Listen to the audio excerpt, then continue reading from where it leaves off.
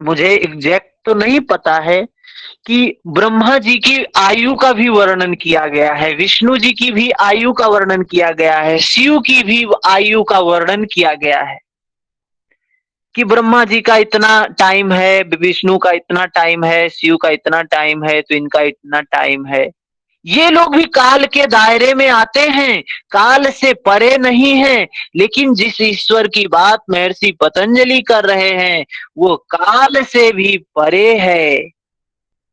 काल का भी क्या है वो, काल है। बोलते हैं महादेव जी को, लेकिन महादेव जी जिसके लिए ध्यान करते हैं उस ईश्वर की बात कह रहे हैं महर्षि पतंजलि।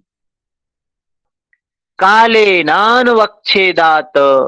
किसी को ये तथ्य पता है कि जो ये इन ब्रह्मा विष्णु शिव ये आज सृष्टि का जो वो दिया गया है, काल का वर्णन बताया गया है, कहाँ पे बताया गया है, क्या है, किसी को पता है इसमें?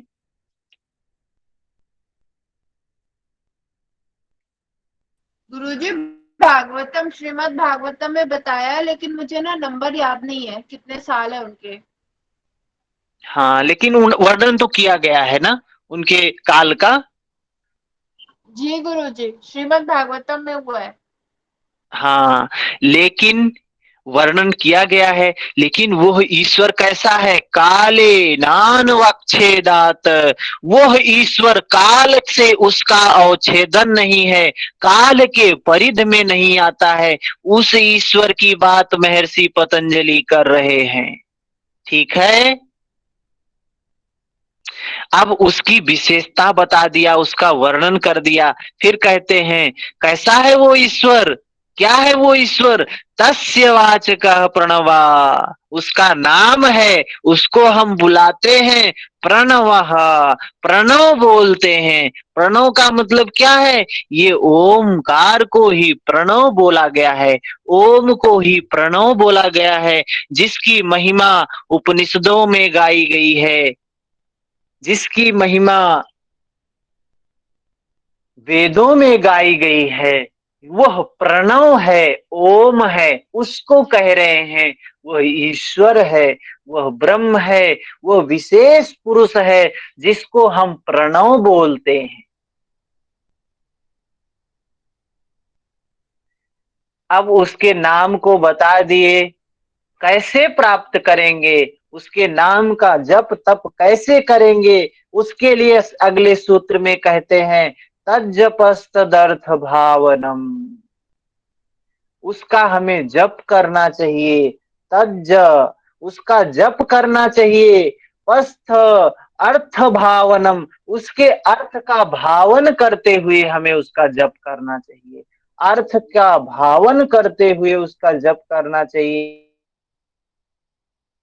अर्थ का भावन का मतलब क्या होता है, मतलब ध्यान करते हुए जप करते हुए किसी सगुण ब्रह्म या किसी ऐसे व्यक्ति का मन में वो नहीं आना चाहिए, स्वरूप ध्यान में नहीं आना चाहिए। वो वो विशेष पुरुष जो उसके गुण बताए गए हैं उनका भावन करते हुए, वो विशाल समुद्र वाला, समुद्र के समान, जैसे समुद्र का कोई अंत नहीं होता है, बादल का गाई वाला, वो विशेष पुरुष, वो ईश्वर जो काल के दायरे से परे है, क्लेश कर्म विपाक आशय से परे है, सबका बीज है। ये अर्थ को भावन करते हुए जप करना। देखो भावन का बात आया, भावनम, भावनम का मतलब क्या हुआ, प्रज्ञा की बात। और प्रज्ञा भी कौन सी, भावनामयी प्रज्ञा। अगर श्रुत प्रज्ञा है, चिंतनमयी प्रज्ञा है, हम बोले भावना हो, क्या होगा, वो सिर्फ मैकेनिकल हो जाएगा, सिर्फ मैकेनिकल हो जाएगा, उसका कोई लाभ नहीं होगा। इसलिए लाभ जो होता है वो भावनामयी प्रज्ञा से होता है, प्रज्ञा से होता है। ठीक है, इसीलिए भावनम, तदर्थ भावनम, उसके अर्थ का भावन करते हुए हमें जाना चाहिए। अगला सूत्र भाई करेंगे, अच्छी बात है। महर्षि पतंजलि कह रहे हैं कि जप करना चाहिए, लेकिन उसके जप करने से मिलेगा क्या, क्या प्राप्त हो जाएगा, उसका नाम जपने से क्या प्राप्त हो जाएगा। अगर हम नाम जप रहे हैं, राम राम राम राम बोल रहे हैं, कृष्ण कृष्ण कृष्ण बोल रहे हैं, ओम ओम ओम बोल रहे हैं, तो क्या प्राप्त हो जाएगा उससे। और जपने के लिए कैसे कहा है, देखिए किस तरीके से बताया है कि जप करना चाहिए। उस तज्जपस्त दर्थ भावनम, उसके अर्थ का भावन करते हुए जपना चाहिए। लेकिन आज जो लोग जप करते हैं, कैसा जप करते हैं, सिर्फ मैकेनिकल है, मैकेनिकल है, सिर्फ बोले जा रहे हैं, ये शब्द बोले जा रहे हैं, शब्द बोले जा रहे हैं। बोलने से क्या होगा, कुछ नहीं होता है। अगर भावन नहीं है, अगर प्रज्ञा नहीं है, भावनामयी प्रज्ञा नहीं है, तो बोलने से कुछ भी नहीं होगा, सिर्फ मैकेनिकल प्रोसेस हो गया वो।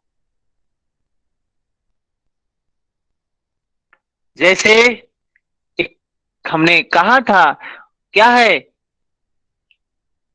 लड्डू लड्डू बोलते जीभ न चखे मिठास।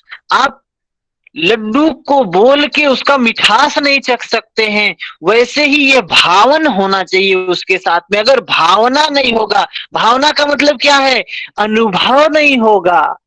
भावना अगर बात आई है, भावन बात आया है, तो अनुभव वाली प्रज्ञा, भावनामयी प्रज्ञा क्या है, अनुभव वाली प्रज्ञा। अगर सिर्फ आप उसको बोल ही रहे हो, जप कर रहे हो, बोल रहे हो, सिर्फ बोल रहे हो, बोल रहे हो, शब्द बोलने से क्या हो जाएगा। लड्डू लड्डू बोलते जीभ न चखे मिठास, पानी पानी बोलते किसकी बुझती प्यास। पानी को कितना भी बोलोगे उससे प्यास नहीं बुझेगी, लड्डू को कितना भी नाम लोगे उससे प्यास नहीं, जब तक वो भावना में नहीं होगा, अनुभव में नहीं होगा। भावनामयी प्रज्ञा जब तक जागृत नहीं होगी, तब तक वो लाभ नहीं होने वाला है। और जब भावनामयी प्रज्ञा जागृत हो जाएगी तो क्या मिलेगा, ततः प्रत्यक चेतनाधिगमो प्यंतराया भावश्च। ततः उसके बाद जब भावनामयी प्रज्ञा जागृत होगी, उसके बाद की बात कह रहे हैं। क्या कह रहे हैं, ततः उक्त साधन से, जो बताया है जप करने के लिए, कैसा, अंतराया भावश्च, अंतराय हो, अंतराय जो है, अंतराय का मतलब क्या है, जो विघ्न है। अभी आगे बताएंगे महर्षि पतंजलि अंतराय के बारे में। वो जो अंतराय हैं उनका अभाव हो जाएगा। आपके मार्ग में, साधना के मार्ग में जो बाधाएं आने वाली हैं, उन बाधाओं का नाश हो जाएगा, अभाव हो जाएगा। उसी को कहा ततः प्रत्यक्ष चेतनाधिगमो। अब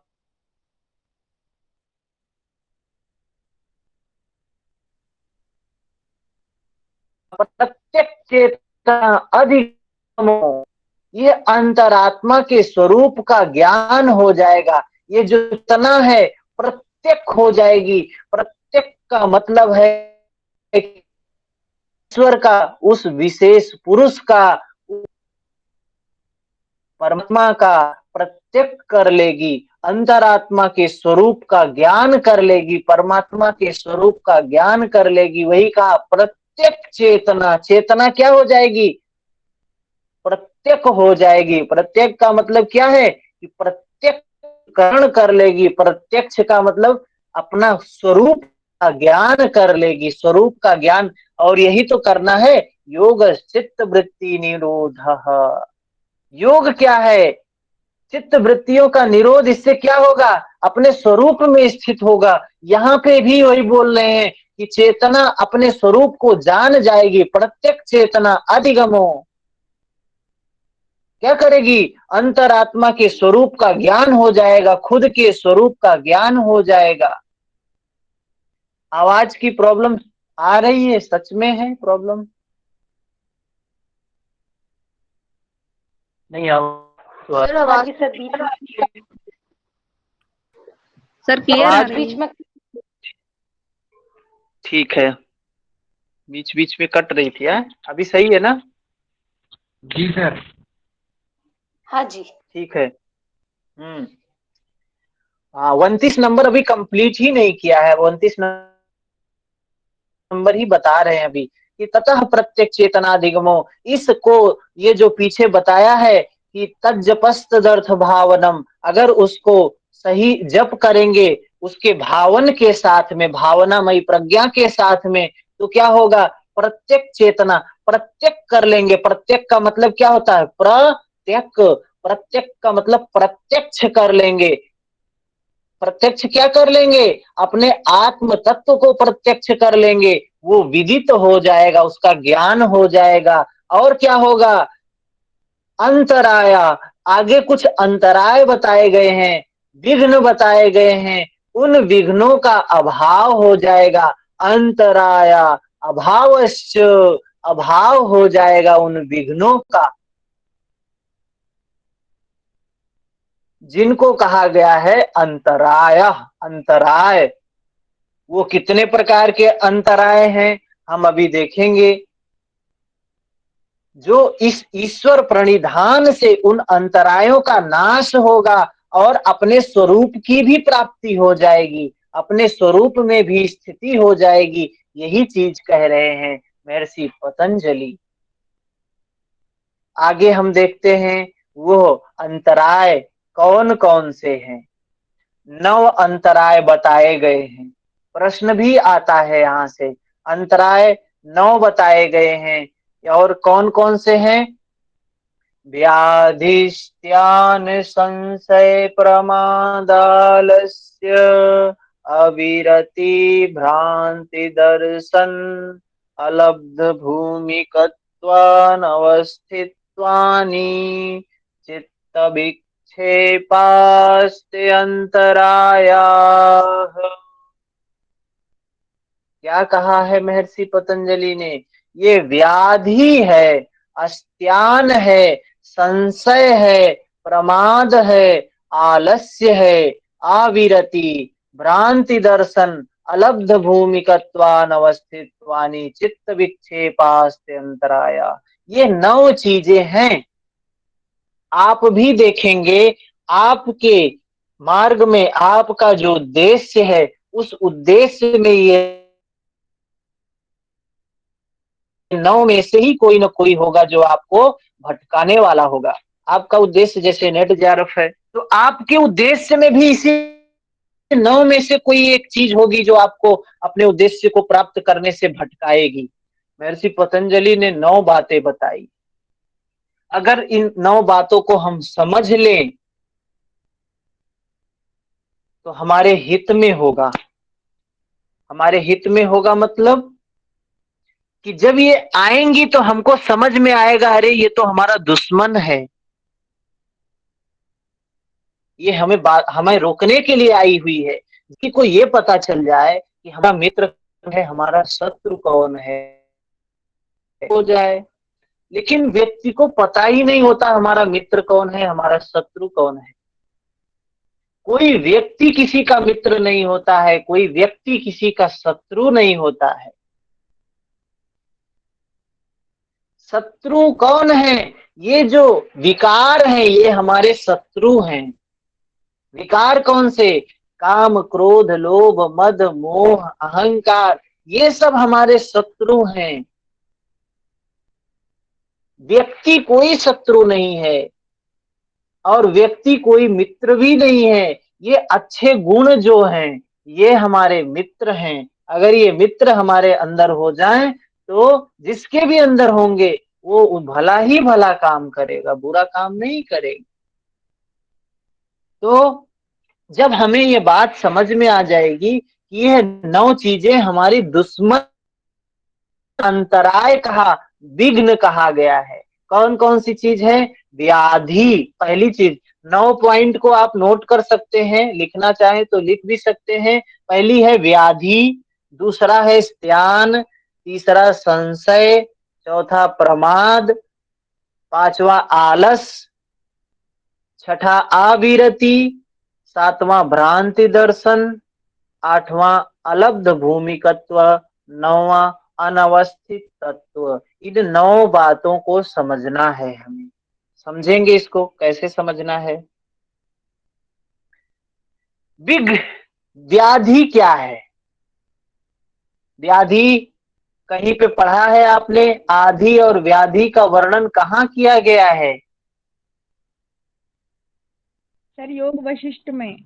कौन? योग वशिष्ठ में। हाँ, योग वशिष्ठ में आधि और व्याधि का वर्णन किया गया है। व्याधि क्या है? जो शारीरिक कष्ट हो,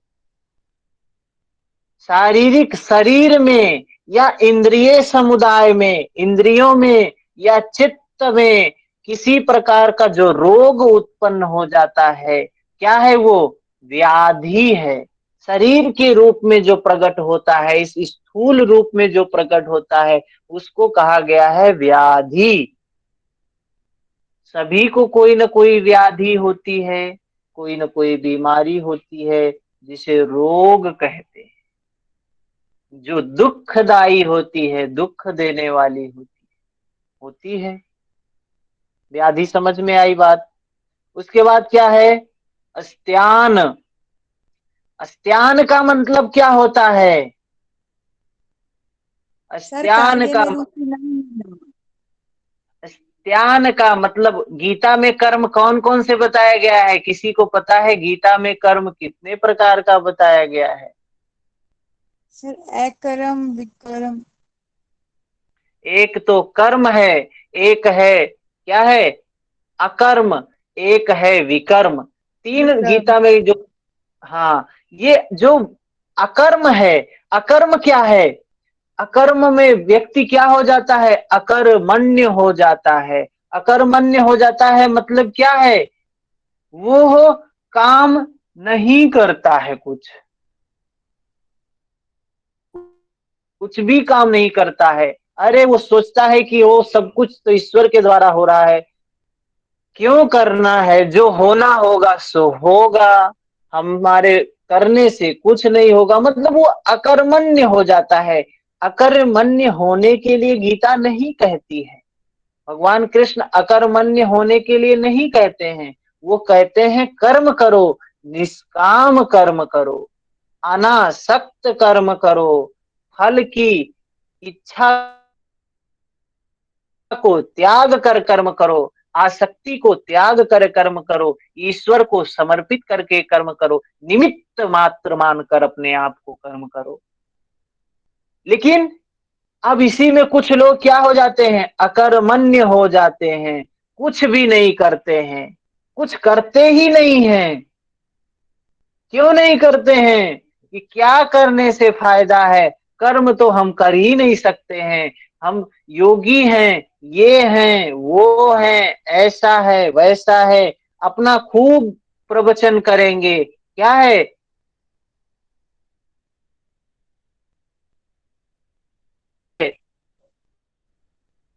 अजगर कर चाकरी पे नाम, ऐसे कुछ करके कहा गया है। दास मलूका कह गए सबके दाता राम, सबको देने वाले राम हैं। तो हम करें, ना होगा सो मिल जाएगा। ठीक है? तो ये जो अकर्मण्यता नहीं आनी चाहिए, कर्म करना चाहिए, फल की इच्छा मत करो, निष्काम कर्म करो। लेकिन जब व्यक्ति अकर्मण्य हो जाता है कि साधन कोई काम ही नहीं करेगा, साधनों में प्रवृत्त ही नहीं होगा, उसको कहा गया स्त्यान। महर्षि पतंजलि ने इसी अकर्मण्यता को कहा है स्त्यान। समझ में आई? स्त्यान की बात समझ में आई? जी इसके भैया। बाद आता है संशय। संशय क्या होता है? संशय संशय का मतलब कि अपनी शक्ति में संदेह हो जाना, योग के फल में संदेह हो जाना। अरे इतना मेहनत हम कर ही नहीं पाएंगे, जेआरएफ निकालना तो बहुत कठिन बात है, इतना मेहनत हमारे बस की बात नहीं है। हाँ, डाउट करना कि हमारे बस की इतनी बात नहीं है, हम कर नहीं पाएंगे, अपने आप पर विश्वास नहीं होना, अपने शक्ति पर विश्वास नहीं होना, संदेह करना। या फिर क्या करना, ये जो चीज है प्राप्त नहीं हो पाएगी हमें, और प्राप्त होगी भी तो क्या होगी, ये है वो है, मतलब वो संदेह, मन में भ्रम पैदा होना, ये क्या है, संशय कहा है। संशय, ये संशय ही आता है। कितने लोग प्रवृत्ति ही नहीं होते हैं, कर्म ही नहीं करते हैं, अरे कौन करेगा, इतनी मेहनत हमारे बस की बात नहीं है। कितने लोग हमसे मिलते हैं, हम कहते हैं मनुष्य शरीर पाकर इतना क्यों लगे हुए हो इस तरीके से पशु वृत्ति में। कहते हैं ये योग वोग जो है ये ऋषि मुनियों की बात है, हम लोगों के लिए नहीं है, ऐसा बोलते हैं। ऋषियों मुनियों के लिए क्यों है? महर्षि पतंजलि ने, भगवान कृष्ण ने पूरे मानव जाति को दिया है, और तुम कह रहे हो ऋषियों मुनियों के लिए है, जिन्होंने घर बार छोड़ दिया है उनके लिए है, ऐसा क्यों? हाँ, ये तो सबके लिए है। कोई पिता अपने बच्चों को कठिन चीज नहीं बताता है। बात लोग करते हैं, फिलोसफी की बात, अनुभव की बात खूब करते हैं। तो एक लोग थे, हमने कहा कि उन्होंने कहा अरे ये सब लाखों में कोई एक होता है, योग वोग का जीवन कोई लाखों में एक व्यक्ति जीता है। तो हमने कहा भगवान कृष्ण या जितने भी ईश्वर देव जो कुछ भी हुए वो हमारे पिता तुल्य हुए, हम उनको भगवान मानते हैं, मतलब अपने आप को उनका पुत्र मानते हैं, उनका उनका संतान मानते हैं। तो कोई ईश्वर, कोई ब्रह्म, कोई महापुरुष अपने बच्चों को, कोई पिता अपने बच्चों को कठिन चीज बताएगा कि सरल चीज बताएगा? कोई पिता अगर अपने बच्चों को बताएगा, कोई ऐसी चीज ही बताएगा जिसको वो कर सके, जिसको वो चल सके, ऐसी चीज नहीं बताएगा कि उसमें से कोई बिरला ही चल पाए। तो उन्होंने कहा हाँ ये तो बात सही है, हर व्यक्ति पिता अपने बच्चों को सरल सरल रास्ता बताता है, सही सही रास्ता बताता है, लेकिन वो बच्चे कहें अरे नहीं नहीं ये हमारे लिए नहीं है, ये तो वही भाई के लिए है जो घर द्वार छोड़ दिए हैं, हम लोगों के लिए नहीं है। हम लोगों के लिए ही है ये, उनके लिए क्या, उनका तो कुछ बचा ही नहीं, वो तो सब कुछ छोड़ छाड़ के चले गए। हम कैसे जिए समाज में, कैसे पदम पत्र मीमांसा, कैसे एक कमल के पत्ते के समान जिए कि समाज में रहते हुए समाज में जीना है। तेन त्यक्तेन भुंजिता, भोग करते हुए, त्याग भाव से भोग करते हुए भोग करना है, ये कहा गया है गीता में, उपनिषद में, योग सूत्र में। ठीक है, इसके बाद बात आती है प्रमाद का। प्रमाद क्या होता है? हमको लगता है व्याधि भी समझ गए, ध्यान भी समझ में आया, संशय भी।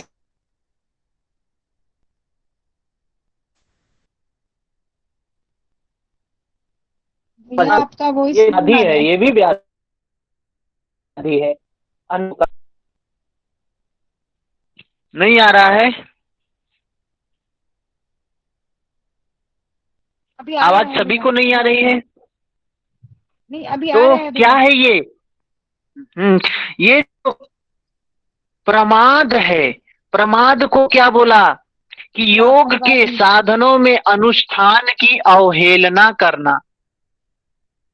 जैसे क्या है कि अरे अब ऐसे कि भाई कुछ साधना वादना करो, उम्र बीती जा रही, मनुष्य का शरीर मिला, अरे ये सब तो बुढ़ापा के लिए होता है, जब बूढ़े हो जाएंगे तो करेंगे, इस उम्र में ये सब थोड़ी ना होता है।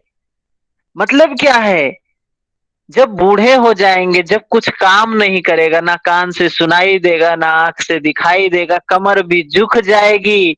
और कैसे कहा है, साधना करने के लिए बैठने के लिए बोला है कि कमर गर्दन सीधी होनी चाहिए। और जब झुक जाएंगे तो कहते हैं साधना करेंगे। कौन सी साधना होगी फिर? अभी होगी जो कुछ होगा, बाद में कुछ नहीं होगा। बाद में तो बीमारी आएगी, रोग आएगा, बुढ़ापा आएगा, दुख आएगा। उस अभी तो सब कुछ ठीक ठाक है, अभी नहीं कर रहे हो, तो जब सब कुछ खत्म हो जाएगा तो क्या करोगे? यही है। क्या है? योग साधनों के अनुष्ठान की अवहेलना करना। योग साधन कौन कौन से बताए गए हैं? जो ये साधन ये है: श्रद्धा, वीर, स्मृति, समाधि, प्रज्ञा, अभ्यास और वैराग्य साधन है। अष्टांग योग साधन है। इनमें प्रवृत्त ना होना, इनकी अवहेलना करना। अरे छोड़ो, करेंगे। जारफ निकालना है तो अभ्यास करना पड़ेगा, वैराग्य करना पड़ेगा, निरंतर करना पड़ेगा, दीर्घ काल तक करना पड़ेगा। लेकिन व्यक्ति क्या कहे, अरे अब जब आएगा फॉर्म, अभी तो एग्जाम होगा फरवरी में, अभी से लग के क्या करेंगे? अवहेलना करना मतलब उसमें लग नहीं रहे हैं, सिर्फ अवहेलना कर रहे हैं, चीजों को टाल रहे हैं। अरे अभी बहुत समय है, बहुत समय है, 1 महीना आएगा तो पढ़ लेंगे, क्या दिक्कत है इसमें? तो कैसे सफलता प्राप्त होगी? इसी को कहा गया है प्रमाद। समझ में आई बात? अभी किसी को पीछे पूछना हो तो बताएं, इतना ही आज समझते हैं। गुरुजी डिप्रेशन को भी प्रमाद टाइप का कुछ बोलते हैं ना? ऐसे बोलते हैं ना, किसी को डिप्रेशन हो गया तो भी प्रमाद के जैसे ही होता है ना? प्रमाद नहीं है वो। डिप्रेशन जो होता है ना, कैसे होता है थोड़ा सा समझें। हाँ स्वयं जी, स्वयं जी कुछ कह रहे डिप्रेशन को हैं। हिंदी में क्या बोलते हैं? हाँ नीता जी बता रहे हैं। हिंदी ही स्वयं जी कुछ कह रहे हैं क्या? आपकी आवाज मुझे स्पष्ट नहीं आ रही है। डिप्रेशन को हिंदी में अवसाद कहते हैं। हाँ, डिप्रेशन को हिंदी में अवसाद बोलते हैं, अवसाद। जो ये डिप्रेशन क्यों होता है, देखें। सबसे पहली चीज होती है कि इच्छा, जो बोलते हैं इच्छा। 26 नंबर सूत्र नहीं समझ में आया? 26 नंबर कल करेंगे इसको, इसको कल करेंगे अब। तो होता क्या है कि जब व्यक्ति किसी चीज की इच्छा करता है, सबसे पहले द्वंद्व जन्म लेता है। द्वंद्व, द्वंद्व समझती है नीता जी क्या है?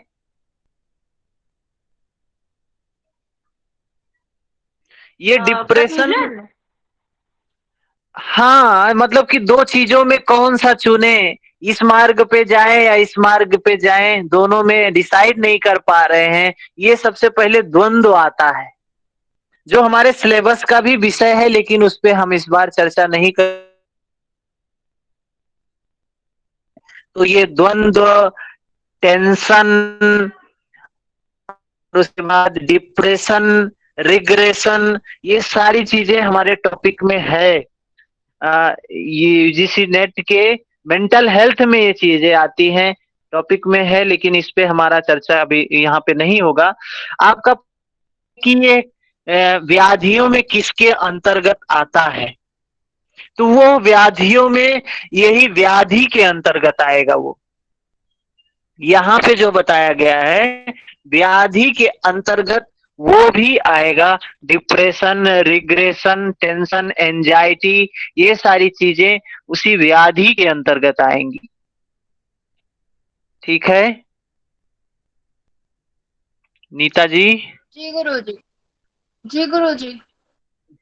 निराला जी समझ में आया?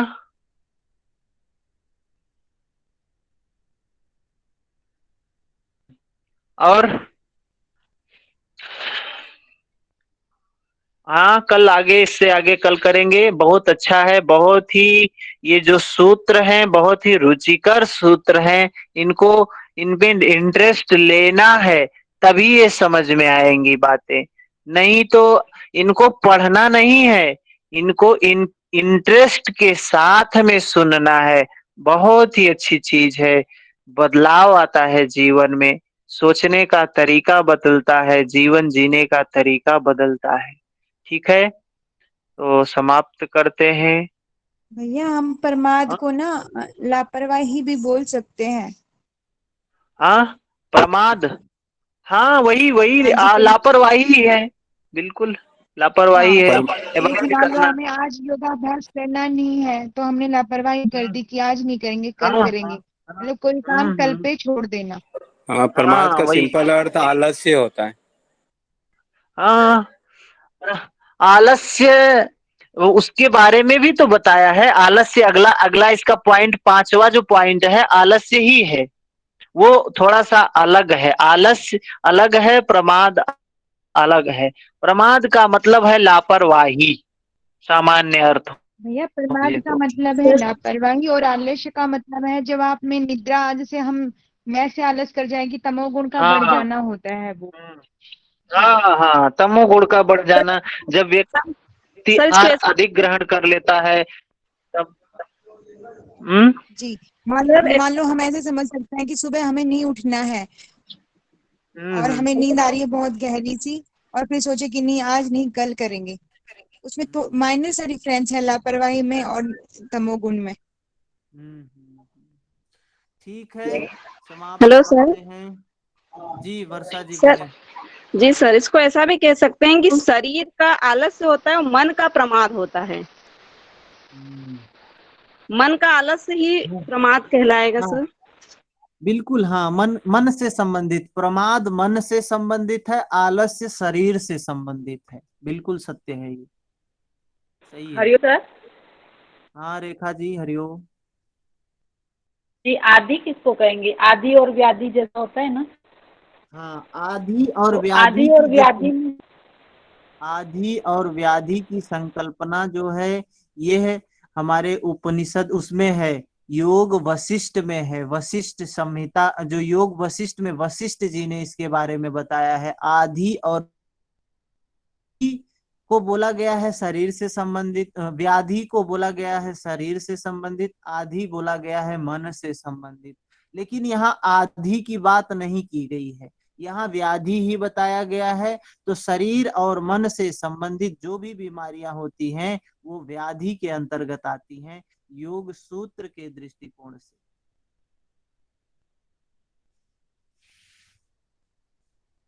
ठीक है।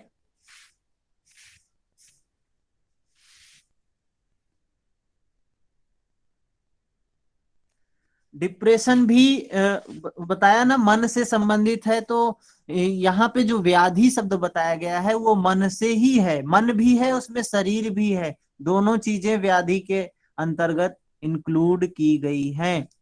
ठीक है, समाप्त करते हैं। ओ शांति शांति शांति। हरिओम। हरिओम भैया। हरिओम सर। हरिओम। हरिओम सर। हरिओम। हरिओम सर। हरिओम गुरुजी। हरिओम शांति। हरिओम हरिओम।